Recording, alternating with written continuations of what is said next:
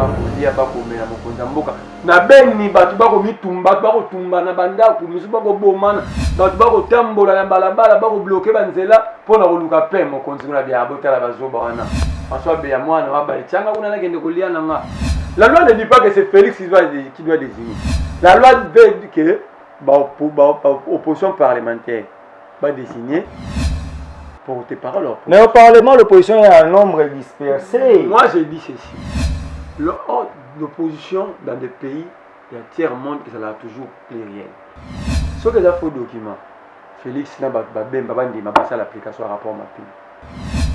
Toi appliqué un rapport Mapping. Félix. Babem baba le laté Félix baba fungula. Toi appliquer yango. Bino bango faux document, toi appliquer.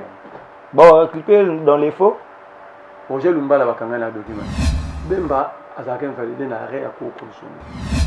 Baba qui est sur bonation des témoins et sa corruption. Mais la bi solo Bemba kendela kuna yango. Akenda te pour aider Félix. Akenda pas fungula raison à candidat. Mais quand on le voit fungula. Dans des ministres, les gens qui ont eu à trahir, à voler, à tuer, à détruire le Congo sont aujourd'hui encore ministres. Pire maintenant, je vais te dire,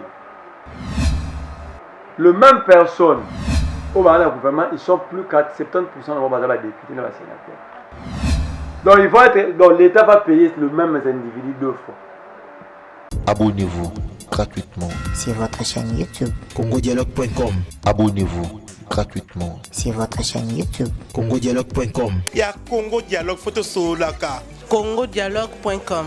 Balobi yo nanga photo solo la. Soko ozali congolais ya solo et sengeli otala bobele Congo Dialogue. Donc on a awa ba émission kitoko ya émission ya culture kitoko pona mboka na biso.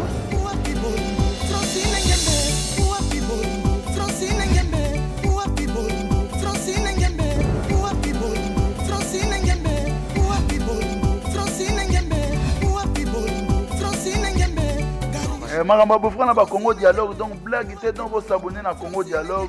Quand on parle de Congo, on voit directement l'Issolo. Quand on parle de l'Issolo, on voit la dame. Ça dit que Madame Francine Ngembe, ça pour ça cano yende mokonza masolo. Pas Francine Ngembe, donc deux fois te Maramba beaucoup donc Congo Dialogue, c'est moi kitoko. Voilà, mi bundela peuple congolais so mi bundeli te mtaundela zate. Bino yebanso bozuli bakuma la kolanda biso na nzela Congo Dialogue to pesi bino mbote pamba te boza penza ebele na mokili mobimba to lingaki lelo après sortie à gouvernement to zwela bino quelques réactions et notamment le rôle la réaction do kwe na biso bino ke ba réaction ko kwe ya lelo et to banina na mwana mboka Merlin vous oyo penza aza na plateau na biso mwana mboka Merlin mbote na yo mbote ndeko Steve mbote na bala nyonso ya etando na yo mbote na bakongo mani nyonso boni yo boni masolo enfin bolobaki 2 mois ouf de soulagement gouvernement bi na lobi na yo ndeko na nga Steve bokonzi ezanga tolo ezanga mutu eza makolo ya pambe za pasi na lolengeni bokonzi ya ndambu bokonzi ya centre bandicapé na fini bandeko na nga bandicapé te na kolakisa nde bokonzi ya ndambu eza école na yo bokonzi katana maître na opa zo ba problème bokonzi ezanga libumu ezanga mutu tango balobaka nzambe aza alpha pe omega eza nzambe ya bandaka tasilisaka likambo omoni lelo place tokomi un gouvernement qui prouve à suffisance que ça FCC cache élargi au transhumant. C'est-à-dire tango bakoganga ba warrior na mituna bi makambo ya musique ye kosala likambo bazaka warrior na dictionnaire sika ki na bien bazaka pe baninga po omona Félix akendaki fete mokolo ya poso ba héritier babetaki banani babetaki couvre-feu kuna ezalaki te na wesa bakongomani couvre-feu longo couvre-feu ezalaka na balingwala na bamatonge na bangalema na balemba esika bajuisser bafetard bato barevaka bokonzi mpo bakomobina pamba kuna couvre-feu ezala te kuna coronavirus akotaka te bango bazwa bacomprime oza kola babouclier anti-missile na États-Unis bango bamela babouclier anti-corona basala bango check-up air nyonso bayebi ke po kota place wana ozala na corona te na bia test ya corona esalaka 48 bazali kuna bajean pierre bemba bakobele bakolia bakomela mokonzi ya mboka na beni bato bakomitumba bato bakotumba na bandako misusu bakobomana bato bakotambola na balabala bakobloke banzela mpo na koluka pe mokonzi kuna bya botala bazoba wana François Beya mwana wa balitianga kuna nakende kolia nanga bamemelesa na biloko mutasimbi azoliaka bapesi vert ameli babi bato nyonso batelema mokonzi ya mboka azokota mokonzi ya mboka ya feti mokonzi ya mboka ya François Beya mokonzi mboka ya banani po mosalo ofalaka sala etange mokonzi ya mboka banda Félix Tshisekedi aya apa kokeba feti na koyoloba bafrançais milai na tv loko mosusu deboulonnela bino Kabila koma lion asila mini bondima yango kati adeboulonnaki Kabila bakabiliste bakodirige biso sama lukone mboso kodia baati lukwebo ye moko Félix Kabila mokabiliste munene kabiliste ya liboso si Félix ndo mozomona kabiliste munene bakabunda bakabiliste baza kovoyager na bapasseport de service mais bazali bachômeur ils voyageaient ici tous les leaders des leaders de presse voyageaient ici avec des passeports de service. Ils travaillent où? Parce qu'ils étaient porte-parole de l'opposition. Il n'y a jamais eu un porte-parole de l'opposition. Votez ça, matin. En 2011, c'était... Zalaté, la loi dit ceci, la loi sur l'opposition. L'opposition parlementaire, donc, sénateur, on a des députés nationaux opposition. Président, c'est le bureau Sénat, l'Assemblée nationale. Organisera la plénière, il y a la désignation, il y a porte-parole de l'opposition, la journée c'est ça même. Le baba autoproclamé, il tient là ça maté. Mais allez-vous. Félix veut pouvoir de la démocratie sans porte-parole de l'opposition. Il se met à faire ça saliant. Ce que vous avez Balobi na yobu. Balobi te batia mutu. La loi veut que les députés nationaux soient en opposition. Les sénateurs sont en opposition. Pas pour la porte-parole. Ce que vous avez fait, c'est non, le batia mutu. Moi, je ne pas de moi, je pas de ce que la loi dit. Oui, mais maintenant, tu as le profil à l'élo. Si Félix a chaté parce que l'opposition est organisée. Moi, le but est que Félix a chaté. La loi ne dit pas que c'est Félix qui doit désigner. La loi veut que l'opposition parlementaire va désigner. Mais au Parlement, l'opposition est un nombre dispersé. Moi, je dis ceci.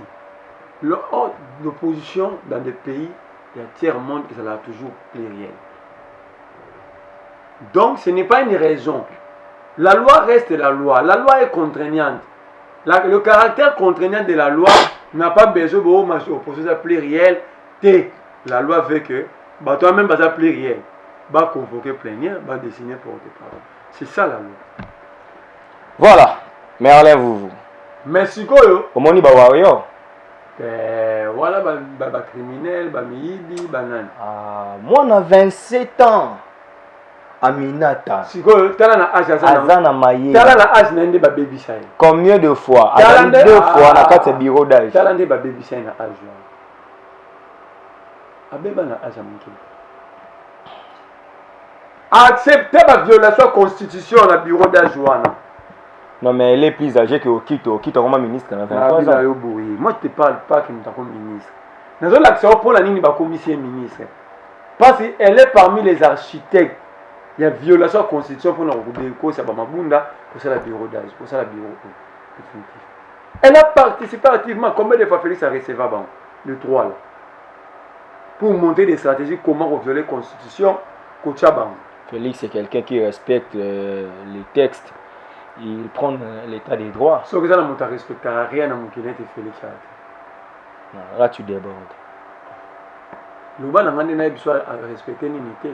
Qu'on respecte, on va respecter Nini.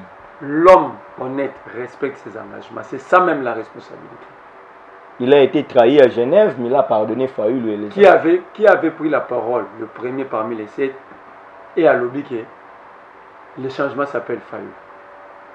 Là, il pensait tromper qui? Si réellement l'élection est Salama Amadou. Il pensait tromper qui? Le peuple ou il s'est trompé lui-même? C'était la grandeur d'un papa, il a compris qu'il a été roulé, mais le pays n'a pas besoin de ce que vous dites, des hommes générés, des grandeurs d'un papa. Le pays a besoin des gens capables de répondre aux besoins, aux problèmes de la population. N'allez-vous, Amina Toboye. Tena boy, tant qu'on a boy, c'est comme si on a pour na base. Aza warrior te. Aza warrior te pour Aza gauloise. Aza na habité ne bolu ke la nga pour nga do bato bata muni hein. Et là on na obalelo. La transhumance n'est pas une qualité. Si la transhumance prend place, l'honnêteté laisse la place aux antivaleurs, ce n'est pas normal.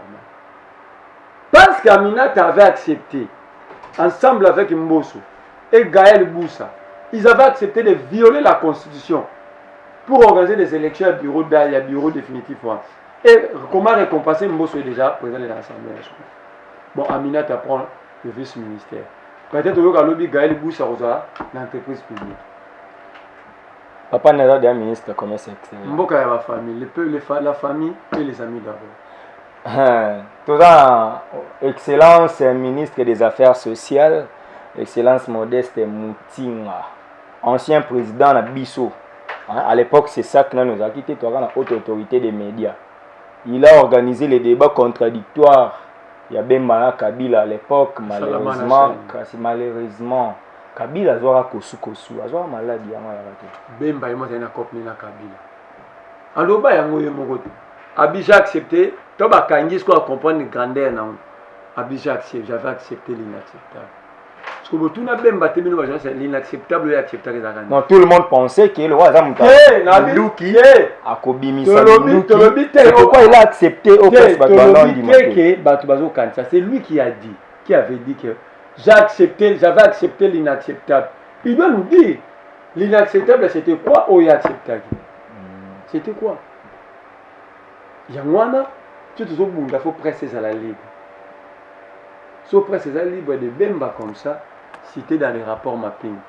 C'est un faux document, je te l'ai toujours dit. Document c'est pas authentique. Ce que c'est un faux document, Félix Bemba va passer à l'application rapport mapping. Toi appliqué un rapport mapping. Bemba Félix Bemba va les Félix Baba Fungula. Toi appliqué un mot.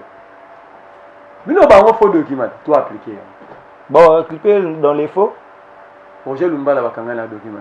Ah, Roger Lumbala ti le loba loba mamba kangela eza. Mais Hollanda te. Yo ebité que ba pesa biso na ke zaki rapport mapping mais après ba bela ba mangana ya bando sala kuna na poto. Ba kanga azana parquet terroriste. Bakanga na parquet terroriste.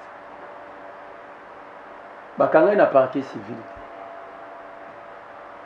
Parce que bato abi mamna za sabata nga mamoza bino bapandisa ngo enquête. Azote ka ba mapa kuna, squatika mapa lala.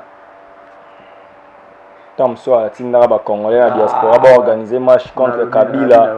Il y a eu trouble na. Quand Roger Lumbala avait trahi, Roger Lumbala d'ailleurs nga na Congo fa ba kangé pour haute trahison. En plein mandat, député, mandat à peuple, il se retrouve porte-parole. Il y a M23.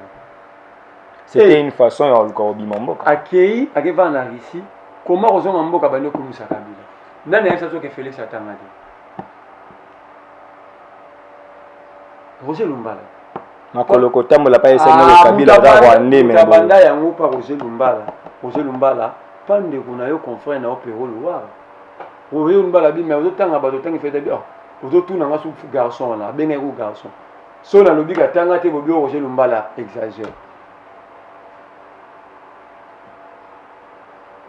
Voilà le pays maintenant est vraiment réellement maintenant entre les mains des occupants.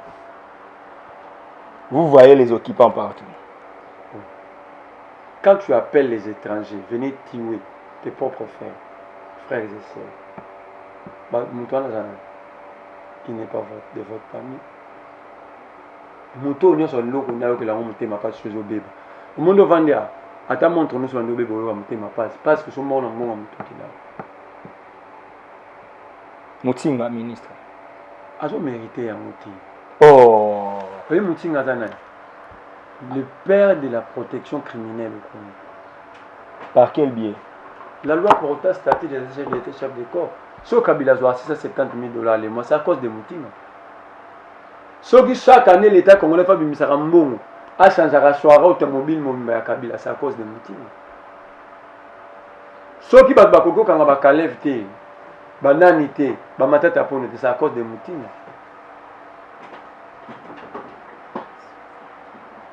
Est-ce qu'ils ont dit une façon pour lui, il y a ça pour Kabila qui est quand même. Kabila, on n'avait pas de créer des mécanismes pour que Kabila parte. La loi était claire. Et puis je vais te dire, c'est un peu pas fait. Kabila était déjà dormi, ni était Félix, il n'a pas fait un Moutinga, il n'a pas loi. Dormi en quoi Tchébino depuis 2016 élections, ça la mita bino. Je vais maintenant je vais te montrer maintenant comment Kabila a katana indi. Tu bandit pour tirer la pression. Et ça qui fait tirer la profit. Bazou rassemblement va faire son Félix c'était une proposition par terre. Tous les marches convoquées demandées par Félix serait des Morakimo. Banda ya ochele basoda na tongo na. Si akeko kutana ya suka, akekuta na ina gozi na vie. Baka ila akanisi photo na ina gozi à publier. Donc, nous sommes dans un pays où la tétrice, la transhumance, la malhonnêteté bat son plein. Donc, ça c'est malhonnête. Vous êtes facile à manipuler pour gagner la Congo. Quand elle avait Moutinga, c'est que Moutinga y a fait pour. Moutinga, c'est le Congo qui lui a tout donné. Lui, il a donné quoi au Congo? Il a écrit la guerre des eaux aux portes de la RDC. Ce n'est pas un problème. Mais loi n'a combien on est au livre pour protéger les Congolais. Mais quand toi-même tu veux protéger en même temps les criminels qui tuent le peuple que tu cherches à protéger, tu veux une chose sur contexte. La République des inconscients. Le premier inconscient c'est lui. On t'a sauvé, battu au bien inconscient. Même tu as protégé Kabila, Bakalev, et Félix, ça s'appelle Nepo, et Félix Aboumi, Batamona Semi, Azoboumi Sabna Beni, Aboumi Sapalou, des fois on a marché à SID, beaucoup fatigué, on marche à un citoyen, on a besoin d'un Moutinga pour nous protéger l'Ouah. Mais il est aux affaires sociales quand même. Mais le ministère a manqué ça raté. Dès qu'il y a un qui copie, Félix Ebse a été venu dans le salon qui pour la biso en tout cas soit un ministère aux là. Ah c'est la mboka. Ma police comment va c'est la mboka. Ba c'est là. Ah mabumu na basi na ba chéri ba fanda na. Kende na ba baba boîte nyoto de nous na ba si payote na ba samba ba fikina na ba niangwe ba on a ba on. Ba ebani ba vanda. Et puis ba bimara na ba jeune fille ba amiki me ba kanga ba pour na viol telo na kamwa. Non, OMP mutana recherche infraction soit kangi bango te ba. Ba kanga bango te. Yango monde ba bata makasi na pouvoir. Yango monde ba comment ba malhonnête. Yango monde ba sa suna, ba sa ba franchité. Mais allez vous. Oboya minata, oboyi mutima. Na boyi tina lakisi bango elone memi bango wana. Na lakisi ba Kongo mani batala eloge memi bango. Gilwando ministre aménagement du territoire, ministre. Na bité ba peseli yango ko. C'est un philanthrope, c'est un entrepreneur. Il est l'unique philanthrope, désolé de là. Désolé, l'unique philanthrope à Congo, l'unique entrepreneur à Congo. Ce qu'on a dans le domaine de l'aménagement du territoire entrepreneur. Ah ça c'est là-bas dans la fondation Ouidal hein. Donc dans ça là maintenant il a quelque part pour récupérer ça. Non, peut-être on sait que dans un secteur de l'État, il peut organiser les choses. Il va rien organiser. Il va rien organiser. Il est allé chercher son argent, comment augmenter ses finances. Pour si réellement ça a un bon d'être là-bas, Alatina comme ministre de l'aménagement du territoire. Non, rester dans un parcours aussi. C'est quoi ça bon Aligna za na banal. Azwa mbongo ni wa. Yo ebi ba patrimoine na bato. Mais mbongo za kana ndenge bazula. C'est un entrepreneur. Entrepreneur dans le secteur. À la fondation Ouidal. Entrepreneuriat moi. Il entreprend dans quel secteur? Mais c'est ça la philanthropie, non? Donc en fait, va récompenser Mdenga Sovaki gratuité na toi. A Foutis va enseigner à toi par 5 mois d'arrière. Bien, il faut récompenser. Donc, il doit récupérer son argent. Nous avons dans ces gouvernements les vieux Christophe Lutundu, Versali échange à cerveau na poste. Semaine prochaine, débat sur la loi Otundula, proposition de loi sur la saignée, la loi électorale, la semaine prochaine. Na kati ya proposition ba député ba olanda nga ba yebi. Ba tant ba bati ba Otundula alongoli biloko mosusu. Namonaki yango nga moka député mo ba ele pasita parlementaire. Ye mo ya fongola bien ba verata ba longo. Kale lo bo. Alongoli mambu ya ba élection d'abord à 2 tours. Besoin à un tour. Kozonga ce qu'on a un tour, mais ba réintégrer ba on se ba bien valider le roi Bakatumbi, le roi Bemba. Bemba azaka invalidé na arrêt à cour consommer. Ba qui est sur bonation des témoins et sa corruption. Mais la biso le Bemba qui est là on a yango. Akenda te pour aider Félix. Akenda pas pas fongola raison à candidat. Mais quand on le voit fongola moté. Pourquoi ba fongola te? Félix on l'ingate. Pourquoi l'ingate? On avait intérêt dans les politiques, au Bemba, on est candidat, Bemba. On avait quand même poids lourd et ça la faut. Après c'est tout. Donc, on va tout le monde qui a tout le monde qui a retiré les bandes. Yo moté bando mbuye matata eka matata voyager. De ça bukanga lonzo za.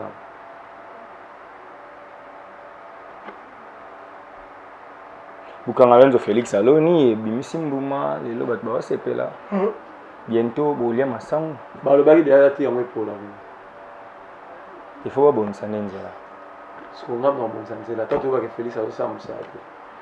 Akuta mboko na libulu Merlin 18 ans Kabila yo bandolo. Bayaka na pouvoir te pour justifier incompétence na.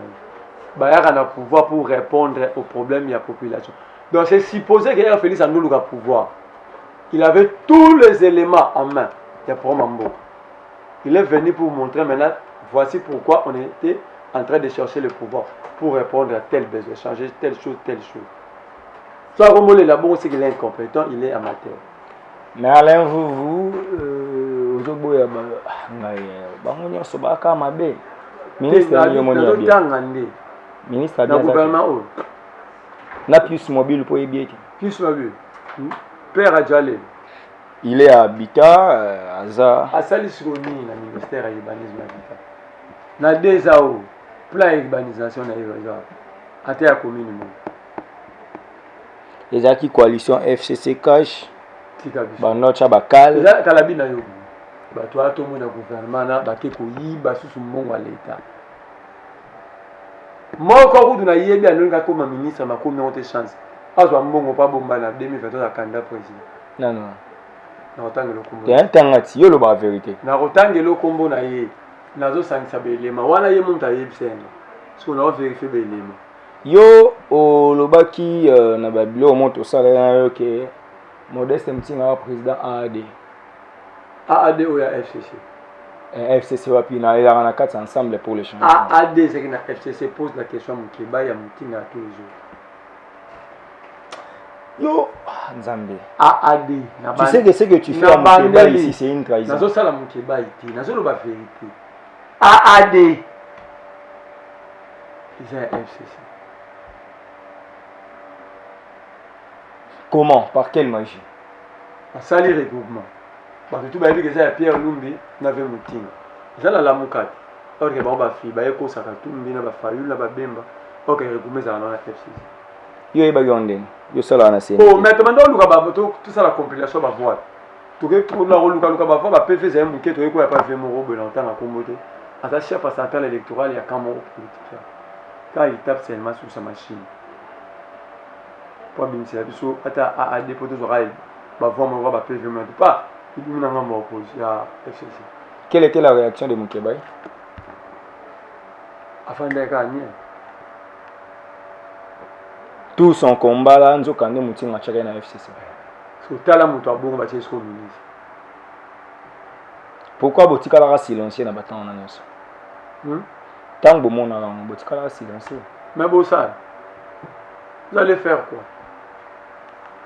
C'est de la complicité en fait. Domoni Mukeba na yebisa rêve c'est quand même ma poste parce que c'est quand même ya assemblée nationale pas so que kuna ba rebimiselo Bah oui, parce que le papa m'a tapé pour ma vie. Bon, pas mon Québec, ça peut le hôtel. Pour moi, j'ai pris mon tata, au Ben Minako, José Makila. Donc, il était déjà là avec des Gaston Moussemena. Moukeba avait commis une erreur de te livrer ses secrets. Si on a secret, mais la émission de pour la sincérité, on va lui poser la question à journaliste.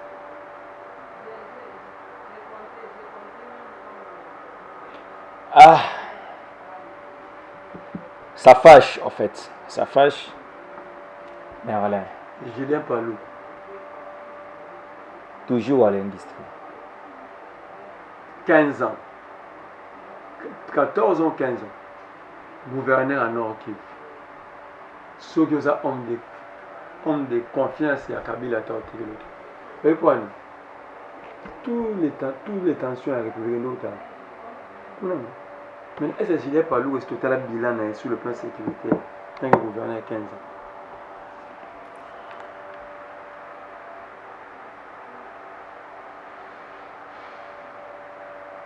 Donc ça pose un problème. Donc des ministres, les gens qui ont eu à trahir, à voler, à tuer, à détruire le Congo sont aujourd'hui encore ministres. Pire maintenant, je vais te dire, le même personne au gouvernement, ils sont plus qu'à 70% de députés, de sénateurs. Donc ils vont être, donc l'État va payer le même individu 2 fois. Non, l'incompatibilité d'un mandat législatif fait qu'on renonce au mandat pour laisser son suppléant. Mais tu vas voir,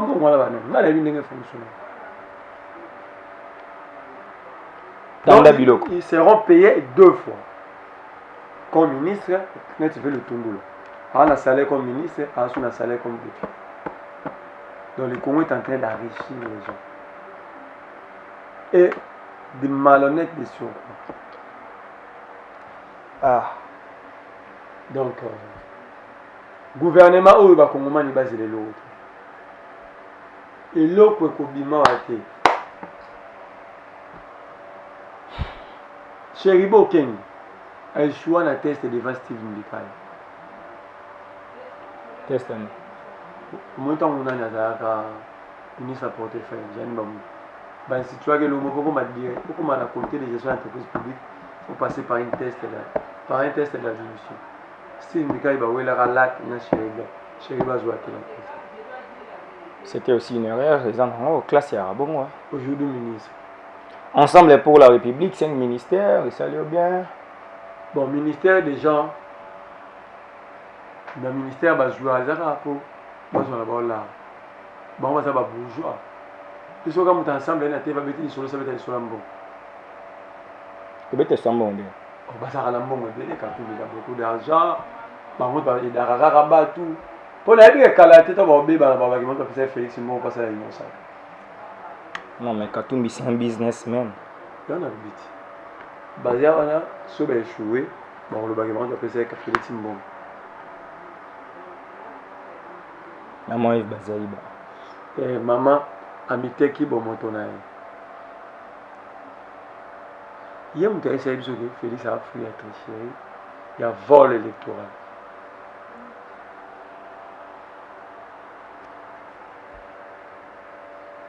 They were not chopper. Gilwan, surtout le bagage. Basoko. Chama kindeko ya mboka ya village arrêté. Ah, tout le monde mboka. Mais Alain, vous, c'est là, yo, na plénière et investiture, après, tout le monde, yo, na communauté de Boyoma, ya Kishasa, au Tangipe Mukanda, c'est un Boyomé, hein. Nous, ressortissants de Basoko, avant, il y avait avec un grand plaisir la nomination de l'une de nos filles au sein du gouvernement des Warriors.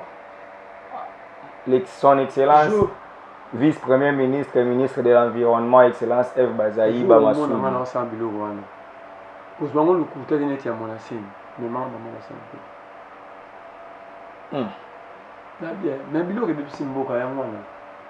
Ressortissant un grand Kassai, Bissot l'alliance de Bakongo, Mais to cité. Mboke kufi likola biloko wana. Et puis biloko wana te tribalisme. C'est que bato ba fanda na coin na bango. Pose la question ba kenda ba sénateur ba député ba sala le rapport. D'abord parce qu'ils sont inconscients, les débats sur l'année. Évolution à province. La province on a développé parce que bana ba biloko. Ba luka ba mbongo. Représentativité PSG. Ça biloko zanga mutuna makolo. Faut pas compter sur ça. Ça va faire un petit peu de changer le roi. Moi, je vais changer toi. Ok, Merlin, on finit. Et là, on a vu ça, par contre, on a dit, moi, en boca, Félix Tshisekedi a cécile à pour ça, les locaux, on a joué ça. Dernière démonstration échec à celle-là, on a vu ce gouvernement. Bilonga Sika, yo moni on gati. Bilonga Sika, ils ont tina te. Eux les atina tia bato baza capable de répondre à la réponse na situation comme. Ba yana ba wa yo bolingi te. Félix yana ba wa Félix Atina piano, ba ange adorable. Félix a payé ministère à défense par beau frère. Bo Mbandana. Mobile il y a défense serre, il y a Denis Nekio. Après c'est un général en retraite. Il est allé le récupérer de sa retraite. C'est la politique. Biden a 78 ans, il a été élu. Mais ma belle abisso à ce batata ba okola mitozo le mbamba. Biden pas quoi en avion. Ça déséquilibre ya. Mais juste que tu as pas pouvoir bambos. Qui ne comprend pas. Plusieurs fois ministre sous Mobutu. Dans Mobutu était malade. Tu ba mbaka tete en musée libération. Ba libérer dans la captivité dans la prison.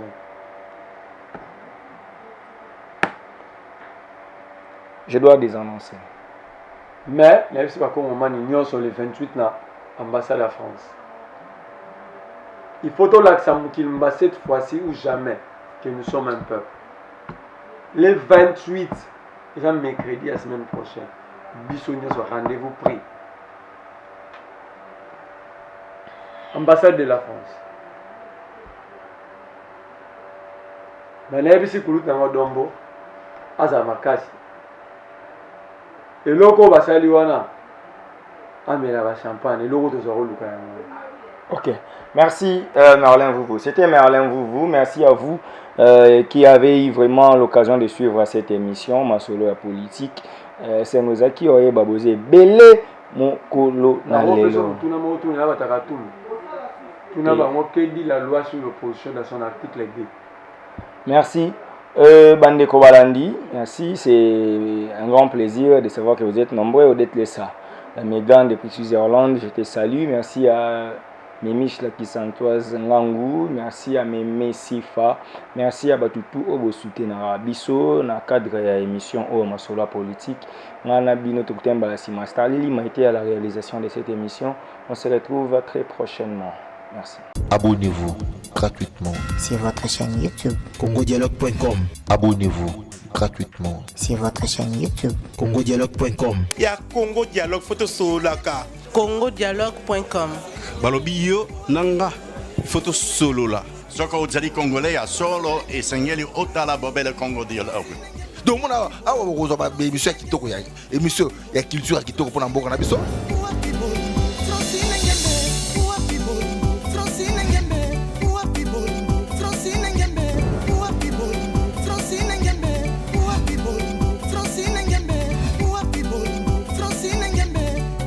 Makambo bofra na ba Congo Dialogue, donc blague était donc vous s'abonner na Congo Dialogue. Quand on parle de Congo, on voit directement l'Isolo. Quand on parle de l'Isolo, on voit la dame. Ça dit que Madame Francine Ngembesa pour ça canon yende mokonza masolo. Pas Francine Ngembe, donc deux fois te mamba beaucoup donc Congo Dialogue.